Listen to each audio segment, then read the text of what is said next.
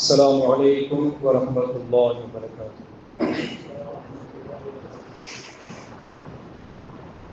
الحمد لله رب العالمين نحمده ونصلي على رسوله الكريم أما بعد فقد قال الله سبحانه وتعالى في القرآن العظيم والفرقان المجيد وإذ ابتلى إبراهيم ربه بكلمات فأتمهن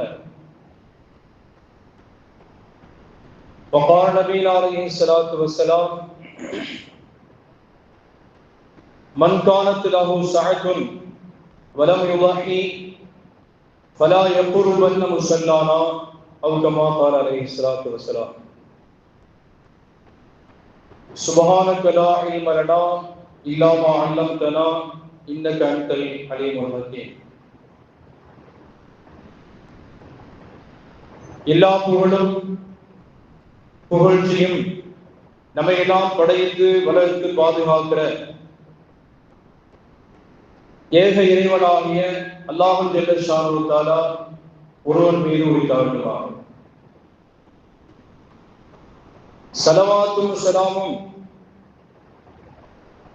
நமது உயிரினும் மேலான கண்மணி நாயகம் ஸல்லல்லாஹு அலைஹி வஸல்லம் அன்னவர்கள் மீதும் அன்னவர்களின் பரிசுத்தமான குடும்பத்தாரில் உத்தம சத்திய சஹாபாக்கள் தாபீன்கள் தபா தாபீன்கள் அக்தாபுகள் அவுலியாக்கள் நாதாக்கள் நல்லோர்கள் மற்றும் உண்டான இந்த ஜும்மாவுடைய தினத்திலே அல்லாஹ்வுடைய இந்த ஜும்மாவுடைய தொழுகையை நிறைவேற்றுவதற்காக வந்திருக்கிறார். நாம் அனைவரும் மீதும் அல்லாஹ்வுடைய கருணையின் சாந்தியம் என்றென்றும் நின்று நிலவட்டுமாக. அன்பிற்குரிய அல்லாஹ்வின் நல்லடியார்களே, புனிதமான துல்காய்தா மாதத்தினுடைய இறுதி ஜும்மாவுடைய நாம் அமர்ந்திருக்கிறோம். இன்னும் ஓரிரு நாட்களுக்குள்ளாலே அமல்களின் சங்கமமாக இருக்கும்படியான புனிதமான துல் ஹஜ் என்கிற மாதம் நம்மை அடைய இருக்கிறது. எதனாலே அது அமல்களுடைய சங்கமிக்கிற மாதம் என்று சொன்னால், வருஷத்துல 12 மாதங்கள் இருக்கிறதே, முஹர்ரம், சஃபர், ரபியுல் அவ்வல், ரபியுல் ஆஹிர், ஜமாதுல் அவ்வல், ஜமாதுல் ஆஹிர், ரஜபு, ஷஅபான், ரமலான், ஷவ்வால், துல்கஅதா, துல்ஹஜ் மாதங்கள்ல கடைசி அதுதான். அதற்கு அடுத்தபடியாக ஹிஜ்ரி வருடத்தினுடைய வேறு ஆரம்ப மாதம் முஹர்ரம் மாதம் பிறந்து விடுகிறது. இந்த 11 மாதங்களில் கிடைக்காத ஒரு அமல் இறுதியான அந்த மாதத்திலே, துல்ஹஜ் மாதத்திலே தான் அல்லாஹ் தஆலா அமைத்து வைத்திருக்கிறார். நாம் எல்லாம் கேள்விப்படுகிற பிரபலியமான ஹதீஸுடைய கிதாபு புகாரி ஷரீஃப். குர்ஆனுக்கு அப்புறம் நபி ஸல்லல்லாஹு அலைஹி வஸல்லம் வார்த்தைகளிலே ரொம்ப ஃபில்டர் பண்ணி ஒரு 6 கிதாபுகளை முஹத்திஸீன்கள், ஹதீஸுடைய தொகுப்பாளர்கள் நமக்கு தந்திருக்கிறார்கள். அதிலே முதல் தரத்தில் இருப்பது புகாரி. புகாரிக்கு அப்புறம் முஸ்லிம் இருக்கிறது, திருமதி இருக்கிறது, இப்னு மாஜா இருக்கிறது, அபூ தாவூத் இருக்கிறது. இப்படி ஹதீஸ் துறையிலே பல்வேறு கிதாபுகள் இருக்கிறது. நபி ஸல்லல்லாஹு அலைஹி வஸல்லம் வாழ்க்கையினுடைய நெறிமுறைகளை, அவர்கள் சொல்லித் தந்த தத்துவங்களை, அவர்கள் செய்த செயல்பாடுகள் குறித்து, அவர்களுடைய கட்டளை குறித்து, அவர்கள் பேசியது குறித்து சுருக்கமாக சொல்வதானால், நபி ஸல்லல்லாஹு அலைஹி வஸல்லம் வாழ்க்கையினுடைய தொகுப்பு தான் ஹதீஸ். அந்த ஹதீஸிலே ஃபில்டர் செய்யப்பட்டு ரொம்ப ரொம்ப நம்ப தகுந்தமான கிதாபாக புகாரி ஷரீஃபுடைய கிதாப் இருக்கிறது. அது மூமின்களினாலே அங்கீகாரம் செய்யப்பட்டது. இந்த குர்ஆனுக்கு பின்னாலே எப்படி புகாரி ஷரீஃபு நம்ப தகுந்ததாக இருக்கிறதோ, அது போன்று அந்த புகாரியினுடைய கிதாபினுடைய ஹதீஸ் துறையினுடைய விரிவுரையாளர், ஒரு ஹதீஸ் இருக்கிறது சொன்னால் மேலோட்டமாக பார்த்தோமேயானால் அது சில நேரங்களிலே புரியலாம், புரியாமல் போகலாம். அதற்கென்று பல்வேறு விளக்க உரை தந்தோம் என்று சொன்னால், விரிவுரையாளர்கள் சொல்லக்கூடிய கருத்துக்களை புரிந்த பின்னாலே தான் ஒரு ஹதீஸுடைய அந்த ஆழிய கருத்துகள் நமக்கு புரிய வரும். ஹதீஸுடைய விரிவுரையாளர் இமாம் புகாரி ரஹ்மத்துல்லாஹி எழுதிய அந்த புகாரி கிதாப் இருக்கிறது, அந்த புகாரி ஷரீஃபுடைய பல்வேறு ஹதீஸுக்கு விரிவுரை தரக்கூடியவர்கள் இமாம் இப்னு ஹஜர் அஸ்கலானி ரஹ்மத்துல்லாஹி அவர்கள். அந்த புகாரி ஹதீஸுடைய விரிவுரையாளர் அவர்கள் சொல்கிறார்கள், எதனாலே துல்ஹஜ் மாதத்துக்கு இவ்வளவு மேன்மையும் சிறப்பும் சங்கையும் மரியாதையும் இருக்கிறது என்று சொன்னால், மற்ற எந்த மாதங்களிலும் ஏதாவது ஒரு அமல் மிஸ் ஆகத்தான் செய்யும். ரமதான் மாதத்துல ஹஜ் செய்ய முடியாது, ரமதான் மாதத்துல நோன்பு தான் வைக்கலாம். ஹஜ்ஜுக்குரிய மாதம் வந்த பின்னாலே தான் ஹஜ் செய்ய முடியும் ரமதான் மாசத்துல. எனவே ஹஜ்ஜு அது நம்மிடத்திலிருந்து விடைபெறுகிறது. ஹஜ் செய்ய முடியாத மாதம் அது. ரமதான் மாசத்துல திக்ரு செய்யலாம், நோன்பு வைக்கலாம், தொழுகலாம், ஜகாத்து கொடுக்கலாம், சதக்கா செய்யலாம், அதோடு முடிந்து விடுகிறது. ஹஜ் செய்ய முடியாது. அந்த 5 கடமைகளிலே ஒன்றும் மிஸ் ஆகிறது, நம்மிடத்துல இருந்து அது விடுபட்டு போய்விடுகிறது. வேற எந்த ஒரு மாதத்திலேயும் எந்த ஒரு அமல்களும் செய்யலாம், அல்லது தொழுகைக்குரிய நேரத்திலே தான் தொழுக முடியும், வேற நேரத்துல தொழுகையை செய்ய முடியாது. ஆனால் ரமலான் மாதம் துல்ஹஜ்ஜுடைய மாதம் இருக்கிறதே, அதுல அனைத்து அமல்களும் சங்கமிக்கிறதுனால்தான் அல்லாஹ்விடத்திலே அது மரியாதைக்குரிய ஒரு மாதமாக இருக்கிறது. அதனை சொல்ல போனால் துல்ஹஜ் பிறை 1 முதல் பிறை 13 வரைக்கும் உள்ள நாட்கள் இருக்கிறதே, அல்லாஹ்விடத்திலே மகத்தான மரியாதைக்குரிய சங்கைக்குரிய நாட்களாக இருக்கிறது என்பதை திருக்குர்ஆன் தனது பாணியிலே விளக்கி சொல்கிறது. இப்னு ஹஜர் அஸ்கலானி ரஹ்மத்துல்லாஹி அவர்கள் சொல்கிறார்கள், அந்த துல்ஹஜ் மாதத்தினுடைய அந்த மாதத்துல ஒரு மனிதர் அதிகமான தக்பீர் சொல்கிறார், அல்லாஹ்வை புகழுகிறார்.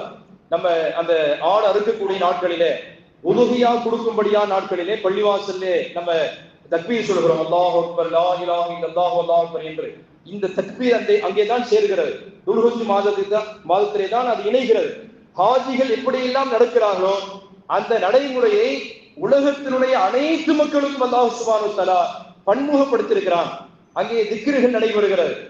அதே போன்று துல்ஹஜ் மாதத்துல அனைத்து ஹாஜிகள் மட்டுமல்ல, எல்லோரும் தொழுகையாளிகளாக மாறிடுவாங்க. தொழுகை அங்கே தொழுகைக்கு உண்டான நேரமாக இருக்கிறது. தொழுகை விடுபட்டு போகாது, தொழுகையை பேணுதலாக தொழக்கூடிய ஒரு முக்கியமான நாட்களாக அது இருக்கிறது. அதே போன்று அரஃபாவுடைய நோன்பும் அங்கே வருகிறது. நபி ஸல்லல்லாஹு அலைஹி வஸல்லம், யார் ஹாஜிகள் அரஃபாவில் தங்கி இருக்கக்கூடிய அந்த துல்ஹஜ் பிறை 9 இருக்கிற அதே நாள் இங்கே அல்ல, நமக்கு அதே பிறை 9 இங்கே வருமே. ஆனால் உதாரணமா இன்னைக்கு ஹாஜிகள் அரஃபாவில் தங்கி இருக்கிறாங்க, துல்ஹஜ் பிறை 9 என்று சொன்னால், நமக்கு இங்கே பிறை 8 தான் இருக்கிறது சொன்னால் இதுவரை அரஃபாவுடைய நாள். நமக்கு மறுநாள் அந்த பிறை 9 இங்கே வருமே, அந்த நாட்களிலே நோன்பு நோற்பது இருக்கிறது. ஸல்லல்லாஹு அலைஹி வஸல்லம், நான் ஆதரவு வைக்கிறேன், கடந்த 1 வருஷத்துக்கு உண்டான பாவத்திற்கு மன்னிப்பாகவும் இனி வரக்கூடிய 1 ஆண்டுக்கு உண்டான மன்னிப்பிற்கான பிராயச்சித்தத்திற்கு உண்டான நோன்பாக அதை நான் கருதுகிறேன் என்று ஸல்லல்லாஹு அலைஹி வஸல்லம். 2 வருஷத்துக்கு உண்டான பாவத்தை எல்லாம் மன்னிக்கும்படியான ஒரு தகுதியும் கண்ணியமும் அரஃபாவுடைய நோன்புக்கு உண்டு என்று ஸல்லல்லாஹு அலைஹி வஸல்லம். ஹாஜிகளை தவிர உலகத்திலே உள்ள அத்துணை முஸ்லிம்களும் ரமலானுக்கு பின்னால் எடுத்து வைக்கிற முக்கியமான நோன்பாக இந்த அரஃபாவுடைய நோன்பு கருதப்படுகிறது. எனவே நோன்பும் சங்கமிக்கிறது. அதே போன்று தான தர்மங்கள் இந்த மாதங்களிலே சிறப்பாக செய்யப்படுகிறது, சதகாக்கள் செய்யப்படுகிறது. அதே போன்று குர்பானியுடைய அமல் அந்த மாதத்தில் நடக்கிறது. ஹஜ்ஜுடைய கிரிகைகள் எல்லாமே அந்த மாதத்திலே நடக்கிறது. எந்த ஒரு அமல்களுமே விடுபடாமல் ஒரு மாதத்திலே ஒரு நாட்களிலே செய்யப்படுமேனால் அந்த மாதத்திற்கும் அந்த நாட்களுக்கும் எவ்வளவு மகோன்னதத்துவம் இருக்கும் என்பதை நாம் சிந்தித்து பார்க்க வேண்டும். நாம் அடிக்கடி கேள்விப்படுகிற ஹதீஸ் தான் ஸல்லல்லாஹு அலைஹி வஸல்லம், பெருமானார் ஸல்லல்லாஹு அலைஹி வஸல்லம் உயர்ந்த சபை அது. சஹாபாக்கள் எல்லாம் சங்கமித்திருக்கிறார்கள். நபி ஸல்லல்லாஹு அலைஹி வஸல்லம் கேட்டாங்க, மன் அத்அமல் யௌம ஜாயிஅன், உங்களில் யார் இன்றைக்கு ஒரு பசியாளருக்கு உணவளித்ததுன்னு கேட்டாங்க.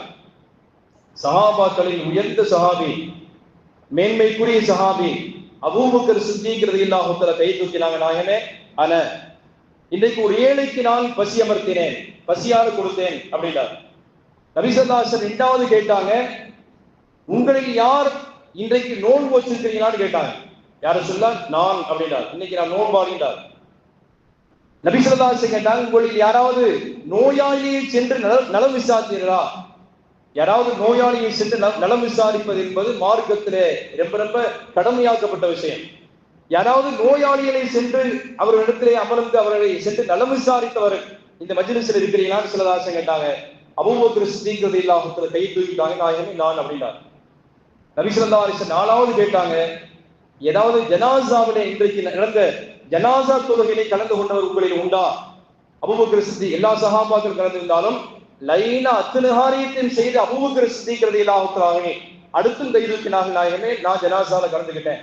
4 அமல்களும் சங்கமித்திருக்கும்படியான ஒரு மனிதர் நபி ஸல்லல்லாஹு அலைஹி வஸல்லம் சுவர்க்கத்தினுடைய 8 வாசல் வழியாக அழைக்கப்படும்படியான தலை சிறந்த மனிதராக அர்ஜூ அன் தகூன மின்ஹும் உங்களை நான் கருதுகிறேன் என்று ஸல்லல்லாஹு அலைஹி வஸல்லம். எப்படி ஒரு மனிதனிடத்தில் பல்வேறு அமல்கள் சங்கமித்திருந்தால் அவர் சுவர்க்கம் செல்வதற்கு லேசா வழி கிடைச்சிருமோ, அது மாதிரி அத்துணை அமல்களும் இந்த துல்ஹஜ் வரக்கூடிய துல்ஹஜ் மாதத்திலே சங்கமிக்கிற காலத்தினாலே தக்பீரிலிருந்து தொழுகையிலிருந்து நோன்பு முதல் கொண்டு ஜகாத்து சதகாக்கள் உதுஹியாக்கள் ஹஜ்ஜுடைய கிரிகைகள் இப்படி பல்வேறு அனைத்து அமல்களும் இந்த துல்ஹஜ் மாதத்திலே சங்கமிக்கிற காலத்தினால்தான் அந்த மாதம் மரியாதைக்குரிய மாதமாக அல்லாஹ்விடத்திலே பார்க்கப்படுகிறது என்று இப்னு ஹஜ்ஜர் ரஹ்மத்துல்லாஹி அவர்கள் நமக்கு விளக்கம் தருகிற காட்சியை பார்க்கிறோம். நாம் எல்லாம் அறிந்திருக்கிறோம், மூசா அலைஹிஸ்ஸலாம் இருக்கிறார்களே, அவங்களுக்கு அல்லாஹ் தௌராத் வேதத்தை கொடுத்தார். நபி மூசா அலைஹிஸ்ஸலாம் நபிமார்களே ரொம்ப சிறந்தவர்கள். அந்த மூசா அலைஹிஸ்ஸலாத்துக்கு அல்லாஹ் தௌராத் வேதத்தை கொடுக்கறதுக்கு முன்னால நீங்க ஒரு 30 நாளைக்கு நோன்பு வச்சுட்டு நீங்க வாங்க அல்லாஹ் சொன்னார். மூசா அலைஹிஸ்ஸலாம் வவாஹதுனா மூசா ஸலாஸீன லைலத்தன், மூசா நபிக்கு தௌராத்தை பெற்றுக் கொள்வதற்காக தூர் சீனாய் மலைக்கு நாம் அழைத்திருந்தோம். அவரிடத்திலே நாம் ஒரு அக்ரிமெண்ட் போட்டிருந்தோம், நான் வாக்குறுதி கொடுத்தேன், 30 நாளைக்கு நோன்பு வைங்க, நோன்பு நிறைவு செய்கிற வேலையில் நீங்க வாங்க சொல்லியிருந்தோம். மூசா அலைஹிஸ்ஸலாம் நோன்பு வச்சு விடைபெறுகிற நேரத்துல மிஸ்வாக்கு செஞ்சதுனால இன்னொரு 10 நாள் அல்லாஹ் தஆலா கூடுதலா நோன்பு வைங்க அல்லாஹ் சொன்னான் என்று பல்வேறு ஹதீஸ்கள் இருந்தாலும் கூட தப்சீரிகளிலே வேறொரு செய்தியை பதிவு செய்யறாங்க. மூசா அலைஹிஸ்ஸலாம் நோன்பை நிறைவு செய்யக்கூடிய நேரம் இந்த துல்கஅதா மாதத்தினுடைய கடைசி நாட்கள், அதுல 30 நாள் விடைபெற்றது. அடுத்து வரக்கூடிய துல்ஹஜ் மாதத்துடைய 10 நாட்கள் சந்தைக்குரிய நாள்ங்கிறதுனால அல்லாஹ் தஆலா சொன்னான், வஅத்மம்னாஹா பிஅஷ்ரின் ஃபதம்ம மீகாத்து ரப்பிஹி 40 லைலத்தன், மூசா நபிக்கு இன்னொரு 10 நாளைக்கு நோன்பு வச்சுட்டு 40 நாள் பூர்த்தி ஆக்கிவாங்கன்னு நம்ம சொன்னோம் என்று அல்லாஹ் சொல்றான். தப்சீர்கள் பதிவு செய்யறாங்க, மூசா அலைஹிஸ்ஸலாம் ஆரம்பத்தில் அல்லாஹ் சொன்ன 30 நாள் விடைபெறக்கூடிய நாள் என்பது துல்கஅதாவுல 30 நாள் நோன்பு வச்சாங்க. துல்கஅதா மாதத்துல இறுதியில இருக்கிற வேளையிலே இனி துல்ஹஜ் மாதம் சங்கைக்குரிய மாதம் வந்து விட்டதனாலே இன்னொரு 10 நாட்களுக்கு நீங்க நோன்பு நோட்டுக் கொள்ளுங்கள் என்று மூசா அலைஹிஸ்ஸலாத்துக்கு அல்லாஹ் தஆலா சொன்னான் என்று சொன்னால், இந்த மாதம் அந்த துல்ஹஜ்ஜுடைய மாதம் இருக்கிற எவ்வளவு சங்கைக்குரிய மாதம் என்பதை நாம் திருக்குர்ஆனுடைய பல்வேறு வசன விளக்கத்தின் மூலமாக நாம் பார்க்கிறோம்.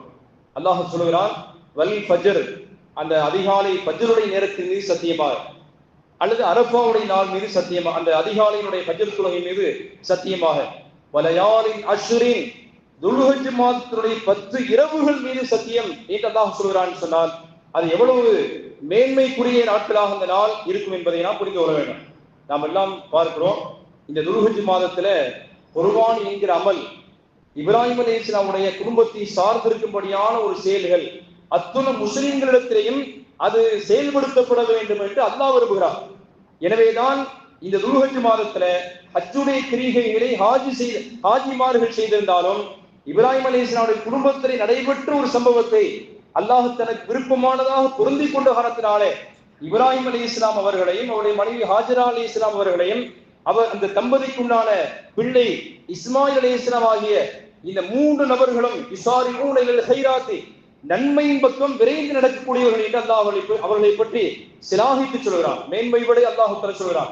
அந்த குடும்பத்தை அல்லாஹ் தஆலா பொருந்தி கொண்டான் என்று திருமறை அல் குர்ஆன் சொல்கிறது. அந்த அஹ்லு பைத்துகளை இப்ராஹிம் அலைஹிஸ்ஸலாமுடைய குடும்பத்தார் அனைவர்களும் அல்லாஹ்வுடைய திருப்பொருத்தம் பெற்றவர்களாக இருந்தார்கள். காரணம் என்னன்னு சொன்னா, அல்லாஹ் ஒரு உத்தரவை இடுவானேனால் இப்ராஹிம் அலைஹிஸ்ஸலாம் மட்டும் செஞ்சாங்க, மற்றவங்க பின்வாங்கிட்டாங்க என்பதல்ல. இப்ராஹிம் அலைஹிஸ்ஸலாம் எவ்வாறு அல்லாஹ்வுடைய அந்த கட்டளைக்கு முழுமையான முறையிலே அடிபணிந்து நடந்தார்களோ, ஹாஜரா அலைஹிஸ்ஸலாம் அவங்களும் அப்படியேதான். இந்த தம்பதிகள் எப்படி இருக்கிறாங்களோ, பிள்ளைகள் வேறு விதமாக இருக்கலாமே என்றிருந்தால் அவரும் அப்படித்தான். ஒரு பழமொழி சொல்வார்களே, போலீஸ்கார வகுத்துல திருடன் பிறந்திருக்கிறான்னு. போலீஸ்காரரா இருப்பார், அவர் திருடனா பிடிக்கிற வேலையில் அவர் இருப்பார், மகனே திருடனா இருப்பான், அல்லது திருடனாக தகப்பனா இருப்பார், புள்ள போலீஸா இருப்பார். வித்தியாசமாக அங்க அமைந்து விடுகிற காட்சியை பார்க்கிறோம். தகப்பனார் நல்ல மனுஷனா இருப்பார், பிள்ளைகள் மோசமா இருப்பாங்க. ஒரு மதரசால ஓதுற காலத்துல எங்க உஸ்தாது சொன்னாங்க, இன்றைக்கும் அது நிலைவில் இருக்கிறது. தகப்பனார் அந்த கடல்ல தோணி ஓட்டுகிற வேலையில இருந்தார். இந்த இருந்து மக்களை எல்லாம் அக்கறை கொண்டு போய் அப்ப பெரிய கப்பல்ல ஏத்துறதுக்கு இந்த இடைப்பட்ட பாதையில ஒரு சின்ன போட் இருக்கிறதே, போட்டுல மக்களை எல்லாம் ஏற்றிட்டு போய் அங்க இறக்கிட்டு அங்கிருந்து பெரிய கப்பல்ல இறக்கி திரும்ப இந்த சின்ன போட்ல மாத்தி கொண்டாந்து இந்த கரையை விடுவார். இதுதான் அவருக்கு உண்டான வேலையா இருக்கிறது. அவர் மௌத்தா போகும்போது மகன்கிட்ட சொன்னாராம், மகனே என் பேரை காப்பாத்துட்டார். தகப்பனார் சொன்னார், மகனிடத்துல சொன்னா, நான் இவ்வளவு காலம் மக்களை கொண்டாந்து பெரிய கப்பல்ல இருந்து இறக்கி என்னுடைய இந்த சின்ன போட்டுல ஏற்றி கொண்டாந்து இந்த கரையில மக்களை நல்ல விதமா விடக்கூடிய பணியில இருந்தேன். இப்ப நான் இறக்குற தருவாயில இருக்கிறேன், அதனால என் பேரை காப்பாத்துற மாதிரி நடந்துக்கப்பா அப்படின்னு சொன்னோடனே அதே மாதிரி செஞ்சிடறேன்டா மகன். பெரிய கப்பல்ல இருந்து மக்கள் எல்லாம் இறங்கி இந்த சின்ன போட்டுல இப்ப இவன் டிரைவரா இருக்கிறான். மகன் அந்த பயணிகளை எல்லாம் ஏற்றி கொண்டாந்து ஒரு கெண்டங்கால் தண்ணியில தொடையளவுக்குள்ள தண்ணீரில இடுப்பளவுக்குள்ள தண்ணீரில இறக்கி விட்டுவான். மக்கள் எல்லாம் பேசினா உங்க அத்தா பரவாயில்லன்றாங்களாம். அதாவது அத்தா பேரை காப்பாத்துறதுக்கு இவன் தன்னுடைய நடவடிக்கைகளை மோசமாக செயல்படுத்தி தகப்பனார் பேரை காப்பாற்றினான் என்பது மாதிரியாக ஒரு அந்த பாணியை செய்தானே, இப்படி செய்வதற்கு பெயரை காப்பாற்றுறது அல்ல. இப்ராஹிம் அலைஹிஸ்ஸலாம் அறுக்கவான்னு கூப்பிட்டாங்க. தன்னுடைய கனவை ஒரு 80 ஆண்டு காலம் பிள்ளை பேர்களுக்கு வழி இல்லாத நிலையிலே அத்துணை விதமான நியாயமான லாஜிக்கான வழிமுறைகளும் பொய்ப்புத்து போய்விட்டது. இப்ராஹிம் அலைஹிஸ்ஸலாம் குடுகுடுக்கிறவனாக இருக்கிறார்கள். தன்னுடைய மனைவி அதுக்கு மேல் அவங்க வயசான கிழவியாக இருக்கிறார்கள். ஆனாலும் அல்லாஹ்விடத்திலே மன்றாடி பிரார்த்தித்திரப்பே, எங்களுக்கு பின்னால ஒரு வாரிசு இருந்தா நல்லா இருக்குமே என்று கேட்டுப்பட்ட தவமிருந்து அல்லாஹ்விடத்திலே மன்றாடி பிரார்த்தித்து பெற்ற பிள்ளை இஸ்மாயில் அலைஹிஸ்ஸலாம் அவர்கள் அல்லாஹ்வுக்கு சோதித்தான், என் மேல வச்சிருக்கிற பாசம் அதிகமா இல்ல உங்க பிள்ளை மீது நீங்கள் வைத்திருக்கிற பாசம் அதிகமா அப்படின்ற ஒரு சின்ன டெஸ்டை, ஒரு சோதனை அல்லாஹ்வுக்கு வைத்தான். இப்ராஹிம் அலைஹிஸ்ஸலாத்துக்கு ஆல்ரெடி இதுக்கு முன்னாலே எத்துணை சோதனைகளை தந்த பொழுதும் அத்துணை சோதனைகளிலுமே அவர்கள் வென்று சாதனை செய்தாக என்று திருக்குர்ஆன் சொல்கிறது. வைதிபுத்தரா இப்ராஹிம ரப்புஹு பி கலிமாத்தின் ஃபஅத்தமஹுன்ன. திருமறையில் குர்ஆனில பல்வேறு இடங்களிலே தொழுகை கூடாம போறதுக்குண்டான வசனங்கள் இது ஒண்ணு. வைதிபுத்தரா இப்ராஹிம ரப்புஹு பி கலிமாத்தின். கிதாபுகள்ல அரபியில எழுதுவாங்க, மதரசாக்கள் ஓதுற காலத்துல ஜல்லத்துல் காரி, ஓதக்கூடியவர் செய்யக்கூடிய தவறு செய்யக்கூடிய இடங்கள். ஒரு இமாம் தக்பீர் கட்டி தொழு வைக்கிறான்னு சொன்னா டக்குன்னு ஜபருக்கு பேச போட்டுட்டாங்கன்னா தொழுகை கூடாம போயிடும். ஒரே ஒரு புள்ளி தான், ஒரு ஜபரு மாறினாலும் தொழுகை கூடாமல் போய்விடும் என்கிற இடத்துல இந்த ஒரு ஆயத்து இருக்கிறது. வைதிபுத்தலா இப்ராஹிம ரப்புஹு, இப்ராஹிம் அலைஹிஸ்ஸலாம் அவர்களை தன்னுடைய ரப்பு சோதித்தான் என்கிற வசனம் இது. இதற்கு ஒருத்தர் இப்படி ஓதித்தான் வைத்துக் கொள்வோம், வைதிபுத்தலா இப்ராஹிமு ரப்பஹு. இப்ராஹிம அந்த மீமுக்கு ஜபர் வச்சுட்டால் இப்ராஹிமை அல்லாஹ் சோதித்தான் என்று வரும். இப்ராஹிமு ரப்பஹு என்று சொல்லி ரப்புக்கு ஜபர் வச்சுட்டீங்கன்னா தொழுகையை கூடாம போயிடும். இப்ராஹிம் அலைஹிஸ்ஸலாம் அவர்கள் அல்லாஹ்வை சோதித்தார்கள் என்று ஓதுவாரையானால் இது ஜன்னத்துல் பாரி, ஓதக்கூடியவர் செய்த பெரிய பிழை. அது ஒரு சின்ன ஜபரை தூக்கி இந்த பக்கம் போட வேண்டிய ஜபரை எடுத்து இந்த சைடுல போட்டுட்டாங்கன்னு சொன்னால் எல்லாருடைய தொழுகை கூடாம போயிடும் என்பதை கவனத்தோடு ஓத வேண்டிய விஷயத்தில் முக்கியமான வசனங்கள் இதுவாக இருக்கிறது. இப்ப இப்ராஹிம் அலைஹிஸ்ஸலாத்தை அல்லாஹ் சோதித்தான். வைதிபுத்தலா இப்ராஹிம ரப்புஹு, இப்ராஹிம் நபியை அல்லாஹ் எத்தனை முறை சோதித்தாலும், எத்தனை சோதனைகளை கொண்டு சோதித்தாலும், அத்துணை சோதனைகளில் வென்றெடுத்த மகத்தான மிகப்பெரிய சாதனை படைத்த மனிதராக இப்ராஹிம் அலைஹிஸ்ஸலாம் இருந்தார்கள். சொந்த ஊரை விட்டு அந்த மக்களுக்கு எதிராக களம் கட்டார்கள். தன்னந்தனியாக களத்தில் இறங்கி போராடுறா பெரிய மகத்தான பெரிய விஷயம். சப்போர்ட்டுக்கு ஆளே இல்லை. இப்ராஹிம் அலைஹிஸ்ஸலாம் தனி நபர். ஆனாலும் அவர்கள் குறித்து அல்லாஹ் பேசுகிறான், இன்ன இப்ராஹிம கான உம்மத்தன், ஒரு பெரிய சமுதாயம் செய்ய வேண்டிய பணியை தனியாளாக சென்றார். அல்லாஹ் இப்படி இப்ராஹிம் அலைஹிஸ்ஸலாத்தை பாராட்டுறான்னு சொன்னால், இப்ராஹிம் அலைஹிஸ்ஸலாம் தனி நபர் தனியால் நினைச்சிடாதீங்க. இன்ன இப்ராஹிம கான உம்மத்தன், அவர் ஈமானிலே வலிமை மிக்கவராக இருந்தார் என்றெல்லாம் சொல்லி வருகிற அல்லாஹ் எந்த இடத்திலையுமே நெளிவு சுழிவுகளுக்கு சொந்தக்காரர் இல்லை. இன்ன இப்ராஹிமுக்கான ஹனீஃபன் முஸ்லிமன், இப்ராஹிம் அலைஹிஸ்ஸலாம் எந்த ஒரு கட்டத்திலையும் ஷிர்க்குக்கு துணை போகக்கூடியவர் அல்ல. வளைந்து நெளிந்து கொடுத்து பேசக்கூடிய பாணி அவர்களிடத்தில் இல்லை. ஷிர்க்குக்கு எதிராக மகத்தான களம் கண்டவர்கள் தான் இப்ராஹிம் அலைஹிஸ்ஸலாம் என்பதை திருக்குர்ஆன் சொல்கிறது. அவர்களை பற்றி பல்வேறு வசனங்கள் அல்லாஹ் சொல்லி தந்துட்டு கடைசியாக நம்ம நபிக்கு அல்லாஹ் உத்தரவிடுகிறான். நபி ஸல்லல்லாஹு அலைஹி வஸல்லம் உம்மத்தாக நம்ம இருக்கிறோம். பெருமானாருக்கு அல்லாஹ் சொல்கிறான், அனித்தபி மில்லத இப்ராஹிம் ஹனீஃபன், நபியே நீங்க இப்ராஹிம் அலைஹிஸ்ஸலாமுடைய பாணிய அந்த வழியை தான் நீங்க பின்பற்ற வேண்டும். இது அல்லாஹ் சொல்கிறார். நம்முடைய நபிக்கே அல்லாஹ் தஆலா இப்ராஹிமை ஃபாலோ பண்ணுங்கன்னா அப்ப அவர் எவ்வளவு பெரிய நபி, அந்தஸ்துல நபி ஸல்லல்லாஹு அலைஹி வஸல்லம் உயர்ந்தவர்கள் என்று இருந்தால் கூட அப்படிப்பட்ட உயர்ந்த நபியிடத்தில் அல்லாஹ் சொன்னால் அவருடைய செயல்பாடுகள் எல்லாம் எனக்கு பிடித்திருக்கிறது. எனவே நீங்களும் குல் ஸதகல்லாஹ் ஃபத்தபிஉ மில்லத இப்ராஹிம் ஹனீஃபன், எந்த ஒரு இடத்திலையும் தீனுக்கு புறம்பாக வளைந்து நெளிந்து கொடுக்கிற பாணி இப்ராஹிம் அலைஹிஸ்ஸலாமுடையது அல்ல. எனவே அப்படிப்பட்ட இப்ராஹிம் நபிகளுடைய அந்த கலாச்சாரத்தை, அவர்கள் சொல்லி தந்த பாணிகளை, அவர்கள் செயல்படுத்திய சிந்தது முதல் கொண்டு பெரிய காரியங்கள் வரை அனைத்தையும் உலக மாந்தர்களே, மூமின்களே, நீங்கள் பின்பற்றுவதை அல்லாஹ் சத்தியமாக சொல்கிறான் என்று திருமறை அல்-குர்ஆன் சொல்கிறது. எனவேதான் இப்ராஹிம் அலைஹிஸ்ஸலாம் அல்லாஹ் தனக்கு விதித்த அத்துணை சோதனைகளிலுமே அவர் வென்றெடுத்த சாதனையாளர் என்பதாக திருமறை அல்-குர்ஆன் சொல்கிறது. அதில் முக்கியமாக குர்பானி என்பது வேண்டாம், இப்ராஹிம் அலைஹிஸ்ஸலாத்துக்கு முன்னாடி உள்ள காரியமா இருக்கலாம். குர்பானி அறுக்கிறோமே, இந்த காரியம் இப்ராஹிம் அலைஹிஸ்ஸலாம் தான் ஆரம்பிச்சாங்க என்பதல்ல, இப்ராஹிம் அலைஹிஸ்ஸலாத்திலிருந்து தான் இந்த காரியம் துவங்கியது என்பதும் அல்ல. குர்பானி கொடுக்கிற அமல் இருக்கிறது, இது ஆதம் அலைஹிஸ்ஸலாமுடைய காலத்திலிருந்து தொடங்கிய முதல் அமல் அதுதான். அல்லாஹ் மனுஷனை படைச்சு முதல்ல தொழுகுங்கன்னு அல்லாஹ் சொல்லல, முதல்ல நோம்பு வைங்கன்னு அல்லாஹ் சொல்லல. இந்த அமல்கள்லாம் பின்னாலே தான் வந்தது. எடுத்த உடனே மனிதர்களுக்கு உண்டான முதல் அமல் என்னன்னு கேட்டால் அது குர்பானி தான். திருமறை அல்-குர்ஆன் சொல்கிறது, வத்துலு அலைஹிம் நப அப்னை ஆதம பில் ஹக்கி இது கர்ரபா குர்பானன் ஃபதுகுப்பில மின் அஹதிஹிமா வலம் யுதகப்பல் மினல் ஆகர். ஆதம் அலைஹிஸ்ஸலாமுடைய மூத்த 2 பிள்ளைகள், அவங்களுக்கு மத்தியில் ஒரு சின்ன பிரச்சனை இருந்தது. அல்லாஹ் சொன்ன ரெண்டு பேரையும் அல்லாஹ் தஆலா யாரை பொருந்தி கொண்டான் என்பதை சோதித்து பார்க்கிறதுக்காக 2 ஆடை பிடிச்சி நிப்பாட்டுன்னு அல்லாஹ் சொன்னான். 2 ஆடு, ஒரு பெரிய கிடாயை அல்லாஹ் தஆலா நிறுத்தாட்ட சொன்னால், அந்த காலத்துல யாரு குர்பானி கொடுக்கிறாரோ அவருடைய அமல் தான் அங்கீகாரம் செய்யப்பட்டது என்று புரிந்து கொள்ள வேண்டும். யாருடைய குர்பானி ஏற்றுக்கொள்ளப்பட்டதோ அப்ப அறுத்து அதை பீஸ் போட்டு எல்லாம் சாப்பிட்டு மிச்சம் இருக்கக்கூடிய ஏழைகளுக்கு கொடுக்கக்கூடிய அளவு மக்கள் தொகை இல்லாத காரணத்தினாலே அல்லாஹ் தஆலா சொன்னால் 2 பேரும் குர்பானி நிப்பாட்டுங்க. யாரை நான் அங்கீகரிக்கிறேனோ அந்த ஆட்டு கிடா இருக்கிற அந்த குர்பானி இருக்கிற வானத்திலிருந்து ஒரு மின்னல் வந்து தாக்கி அது கரிச்சிடும். யாருடைய அமல், யாருடைய குர்பானி ஏற்றுக்கொள்ளப்பட்டதோ வானத்திலிருந்து கரெக்டா அந்த குர்பானியை மின்னல் தாக்கி அதை கரிக்கட்டே ஆக்கிறோம். இப்படிப்பட்டதாக இருந்தால் நான் ஏற்றுக்கொண்டேன் என்று புரிந்து கொள்ளுங்கள். யாருடைய அந்த குர்பானி அல்லாஹ் தஆலா ஏற்கவில்லையோ அவருடைய அந்த குர்பானியை அந்த மின்னலாக தொடக்கூட செய்யாதுன்னு அல்லாஹ் சொல்லிட்டார். அதே மாதிரி 2 குர்பானி நிறுத்தாட்டப்பட்டது.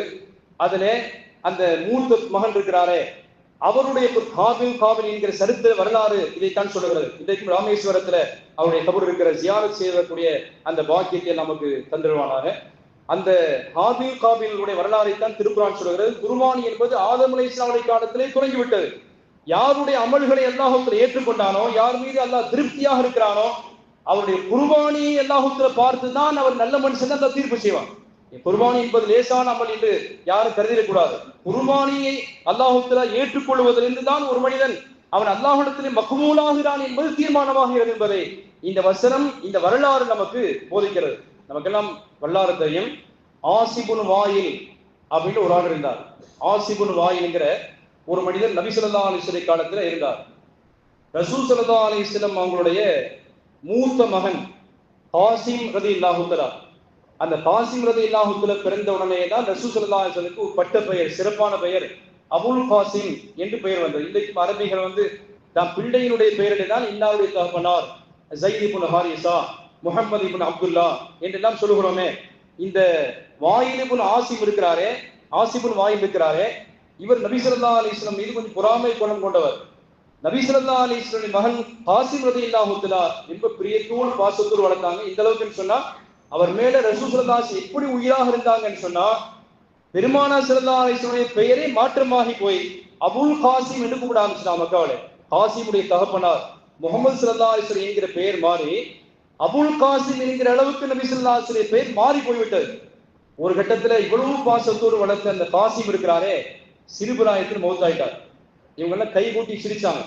இனிமேல் அவருக்கு வாரிசே அட்ரஸே கிடையாதுட்டாங்க. ஆம்பளை புள்ள வாரிசே கிடையாது. நபி ஸல்லல்லாஹு அலைஹி வஸல்லம் ஆண் வாரிசு அற்றவர் என்று அந்த மக்கள் அவர்களை பற்றி படித்துரைத்து இழித்துரைத்து பேசினார்கள். அப்படி பேசியவர்கள் அபூஜஹிலும் உண்டு. அதே போன்று ஆசிபுன் வாயில் அப்படிங்கிறால் ரொம்ப பேசினாங்க நபி ஸல்லல்லாஹு அலைஹி வஸல்லம் குறித்து. ரசூல் ஸல்லல்லாஹு அலைஹி வஸல்லம் அப்படியே இடிந்து போய் உட்கார்ந்துட்டாங்க. நமக்கு நம்முடைய வாரிசு கியாமத்து நாள் வரை வராதா என்றெல்லாம் ரொம்பவே கவலை நோய்ந்த நிலையிலே அமர்ந்திருந்தார்கள் ஸல்லல்லாஹு அலைஹி வஸல்லம். அப்பதான் அல்லாஹ் தஆலா வசனத்தை இறக்கினான், இன்னா அஅதைனாகல் கௌசர். நபி ஸல்லல்லாஹு அலைஹி வஸல்லம், நிச்சயமாக நம்ம உங்களுக்கு மறுமையிலே அந்த ஹவுலுல் கௌசருடைய தடாகத்தை வழங்கி இருக்கிறோம். அஅதைனா என்று சொன்னால் வழங்குவோம் என்பதல்ல, கொடுத்துட்டோம் என்று அல்லாஹ் சொன்னான். எப்படி கொடுத்தோம் என்று சொன்னால் நபி ஸல்லல்லாஹு அலைஹி வஸல்லம் சொன்னாங்க, நான் மிஅராஜுக்கு சென்றிருக்கிற வேளையிலே அந்த ஹவுலுல் கௌசருடைய நீர் தடாகம் இருக்கிறதே, அந்த நீர் தடாகத்தை நீர் சுனையை நாளை மறுமை கியாமத்து நாளில் மஹ்ஷரிலே மூமின்கள் எல்லாம் அனைத்து மனிதர்களும் எழுப்பி நிறுத்தாட்டப்படுகிற வேளையிலே கடுமையான முறையில் தாகித்திருப்பார்கள். அந்த ஹவுலுல் கௌசருடைய தடாகத்திலிருந்து நான் மக்களுக்கெல்லாம் தண்ணீர் கொடுப்பேன். அதை யார் குடித்தாரோ லா யதமு ஹத்தா யதுகுல் ஜன்னத, நபி ஸல்லல்லாஹு அலைஹி வஸல்லம் சுவர்க்கம் செல்லுகிற வரைக்கும் அவருக்கு தாகம் ஏற்படாது. அந்த ஹவுலுல் கௌசருடைய தடாகத்திலிருந்து எம்பெருமானார் ஸல்லல்லாஹு அலைஹி வஸல்லம் புனிதமான திருக்கரத்தினாலே நாம் நீர் அருந்துகிற பாக்கியத்தை அல்லாஹ் நாம் அனைவருக்கும் அல்லாஹ் வழங்கிடுவானாக. அந்த ஹவுலுல் கௌசருடைய தடாகத்தை நான் மிஅராஜ் பயணத்தில் சென்று சுற்றி பார்த்தேன். பெருமாள் பார்த்து வந்துட்டு சொன்னாங்க. அல்லாஹ் தஆலா தனக்கு கொடுத்த அந்த பாக்கியத்தை அதை நேரடியாக கண்டுகளித்து விட்டு இந்த உம்மத்திற்கு சொன்னால், நான் இப்படி போய் பார்த்தேன், அவனுடைய மண் இப்படி இருந்தது, அவனுடைய கோடைகள் இப்படி இருக்கிறது, அவனுடைய நீராகிறது இவ்வளவு விளையர் என்று இருந்தது, பாலை விட உண்மையா இருக்கிறது, தேனை விட இனிமையா இருக்கிறது, எவ்வளவு டிஸ்டன்ஸ்ல எவ்வளவு தூரத்தில் இருக்கிறது என்பதை எல்லாம் நபிகள் நாயகம் ஸல்லல்லாஹு அலைஹி வஸல்லம் அந்த ஹவுலுல் கௌசரை பற்றி விலாது என்பவே அதிகப்படியான முறையில் அவருக்கு விளக்கம் தருகிறார்கள். அந்த வசனத்தில் அல்லாஹ் சொன்னான், இன்னா அஅதைனாகல் கௌசர் ஃபஸல்லி ரப்பிக வன்ஹர். நபியே, இப்படிப்பட்ட பாக்கியத்தை அடைந்த நீங்கள் ஃபஸல்லி, நீங்கள் தொழுது, வன்ஹர், நீங்கள் அல்லாஹ்வுக்கு குர்பானி கொடுங்கள் என்று அல்லாஹ் சொன்னார். அரபியில் நஹர் என்கிற வார்த்தைக்கு ஒட்டகத்தை அறுக்கிறதுக்கு தான் நஹர்ன்னு சொல்லுவாங்க. எனவேதான் அல்லாஹ் தஆலா சொன்னதுனாலே நபி ஸல்லல்லாஹு அலைஹி வஸல்லம் ஹஜ்ஜில ஹாஜியில ஒரு ஆடு தான் இருப்பாங்க. நபி ஸல்லல்லாஹு அலைஹி வஸல்லம் 100 ஒட்டகத்துக்கு குர்பானி கொடுத்தாங்க. எத்தனை வருஷம் வாழ்ந்தோமோ அந்த வருஷத்துக்கு 1 வீதம் 63 வருஷம் நான் வாழ்ந்திருக்கிறேன் என்பதை சிப்பாலிக்காக காட்டுவதற்காக பெருமானார் ஸல்லல்லாஹு அலைஹி வஸல்லம் தன்னுடைய பாரக்கான திருக்கரத்தினாலே 63 ஒட்டகத்தை அறுத்துவிட்டு மிச்சம் இருக்கும்படியான 37 ஒட்டகத்தை அலி ரலியல்லாஹு தஆலாவுடைய வசம் ஒப்படைத்து இதை அறுத்துருங்க, குர்பானி கொடுங்க என்று நபி ஸல்லல்லாஹு அலைஹி வஸல்லம் 100 கம்ப்ளீட் பண்ணாங்க என்பதை ஹதீஸ்களிலே பார்க்கிறோம். அந்த ஹவுலுல் கௌசருடைய தடாகம் இருக்கிற இன்றைக்கு மதீனாவிலே பெருமானார் துயில் கொள்ளக்கூடிய அந்த ரவுதா ஷரீஃபுக்கு அருகிலே தான் ஸல்லல்லாஹு அலைஹி வஸல்லம் நாளை மறுமை கியாமத்து நாளையிலே இந்த என்னுடைய புனித தலமாக இருக்கும்படியான என்னுடைய அடக்க ஸ்தலம் இருக்கிற அங்கேதான் அல்லாஹ் தஆலா ஹவுலுல் கௌசர் வைப்பான்னு சொன்னாங்க. அது சுவர்க்கத்துடைய இடம். அப்படியே பார்வையிடாயி அது சுவர்க்கத்திலே வரும் என்றெல்லாம் நபி ஸல்லல்லாஹு அலைஹி வஸல்லம் நமக்கு விளக்கம் சொன்னார்கள். இதுக்கு பின்னால் அல்லாஹ் தஆலா சொன்னார், இன்ன ஷானி அகஹு வலபுதல். நபியே, உங்களை பார்த்து வாரிசு இல்லாதவன் ஒருத்தன் சொன்னானே, ஆசிபுன் வாயில், நீங்கள் ஆண் குழந்தைக்கு சந்ததி இல்லாதவர் என்று சொன்னானே, இதோடு உங்க வாரிசு முடிஞ்சிருச்சுன்னு சொன்னானே, அவன்தான் வாரிசற்றவன். நீங்கள் கியாமத்து நாள் வரை உங்களுடைய வாரிசுகள் தொடரும் என்பதையும் அல்லாஹ் சுப்ஹானஹு வ தஆலா இஷாரத்து நஸ், அரபியிலே 3 விதமான தலீல் குர்ஆன் இருக்கிறது. ஒன்று தலாலத்து நஸ் என்று சொல்வார்கள், நேரடியாக சொல்வது. இபாரத்து நஸ், அந்த வாசகம் குர்ஆன்ல அப்படியே இடம்பெற்றிருக்கும், இது நேரடியான வார்த்தையினுடைய ஆதாரங்கள். இஷாரத்து நஸ்ஸி, குர்ஆன்ல அல்லாஹ் சுப்ஹானஹு வ தஆலா சொல்லக்கூடிய ஒரு வார்த்தையிலிருந்து அதிலிருந்து இஷாராவாக ஜாடையாக இன்னொன்றை விளங்க முடியும். இந்த திருக்குர்ஆன்ல அதைத்தான் அல்லாஹ் சொன்னான், இன்ன ஷானி அகஹு வலபுத்தர். யார் உங்களை பார்த்து வாரிசு இல்லாதவன் சொன்னானோ, அப்படிப்பட்ட ஆசிபுன் வாயில் இருக்கிறானே, அவன் தான் வாரிசு இல்லாமல் போவான். நாயகமே, நீங்க வாரிசோடு இருப்பீங்கன்னு அல்லாஹ் சொன்னான். இந்த வசனத்துக்கு விளக்கம் சொல்லுகிற பெருமக்கள் சொல்றாங்க, குர்ஆனினுடைய ஆயத்துக்கு பின்னால் அல்லாஹ் தஆலா நீங்கள் வாரிசு உள்ளவர்கள் என்று சொல்றானே, எதனால என்று கேட்டா, யார் குர்பானி என்கிற இந்த காரியத்தை செய்வார்களோ, இந்த உலுஹியாவை யார் தன்னுடைய தலைமுறையிலே தன்னுடைய வாரிசை செஞ்சுட்டாங்களோ, வாழையடி வாழையாக கியாமத்து நாள் வரை அவருடைய வாரிசை அல்லாஹ் தஆலா தொடர செய்வான். அவருடைய சந்ததிகளை அல்லாஹ் தஆலா பூமியில முடிச்சிட மாட்டான். நபி ஸல்லல்லாஹு அலைஹி வஸல்லம் குர்பானியுடைய ஃபஸல்லி ரப்பிக வன்ஹர் இன்ன ஷானியக ஹுவல் அப்தர். நபியே, நீங்கள் குர்பானி கொடுங்க, உங்களுடைய வாரிசை தலைமுறையாக நான் கியாம நாள் வரை வைப்பேன் என்பது அந்த வசனத்துடைய இஷாரத்து நஸாக ஜாடையாக சொல்லுகிற வார்த்தையாக இருக்கிறது. எனவே யாரு குர்பானி கொடுக்கிறார்களோ அவருடைய வாரிசுகள் அற்றவர்களாக யாரும் ஆக மாட்டாங்க. குர்பானி என்கிற உன்னதமான இந்த அமலை வெறுமனை இப்ராஹிம் அலைஹிஸ்ஸலாம் செஞ்ச அந்த காரியத்துக்காக நம்ம செய்தால் கூட, என்னுடைய ரப்பு இதை விரும்புகிறான், எனவே நான் செய்கிறேன் என்று ஒருத்தர் நினைத்து செய்வார் என்று சொன்னால், இப்ராஹிம் அலைஹிஸ்ஸலாம் அல்லாஹ் அந்த காரியத்தை அவர்கள் செஞ்சாங்க, அந்த நினைவாக நான் செய்கிறேன், அல்லாஹ் அவருக்கு உத்தரவிட்டான், அதை அல்லாஹ் நான் செய்வதை விரும்புகிறான் என்று நினைத்து செய்யக்கூடிய ஒரு மனிதனுடைய வாரிசு தலைமுறையாக அல்லாஹ் தலை துவங்க செய்கிறான் என்பதிலே எவ்விதமான சந்தேகம் இல்லை. நபி ஸல்லல்லாஹு அலைஹி வஸல்லம் சொன்னார்கள், மன் கானத் லஹு ஸஅத்துன், யாருக்கு வசதி வாய்ப்புகள் இருக்கிறதோ, வலம் யுதஹி, அவர் குர்பானி கொடுக்கலையோ, ஃபலா யகுருபன் முஸல்லானா, அவர் நம்ம தொழுகக்கூடிய ஈத்காவுக்கு வர வேண்டாம்ன்றாங்க. எவ்வளவு ஒரு எச்சரிக்கையான வார்த்தை. எனவே குர்பானியுடைய எப்படிப்பட்டதா குர்பானி இருக்கணும், குர்பானி எப்படி தேர்வு செய்யணும், குர்பானினால் என்னென்ன நன்மை என்கிற போன்ற விஷயங்களை எல்லாம் இன்ஷா அல்லாஹ் வரக்கூடிய நாளில் பார்க்கலாம். வாஹிதானி அல்ஹம்துலில்லாஹி ரப்பில் ஆலமீன். அஸ்ஸலாமு அலைக்கும் வரஹ்மத்துல்லாஹி வபரகாத்துஹு.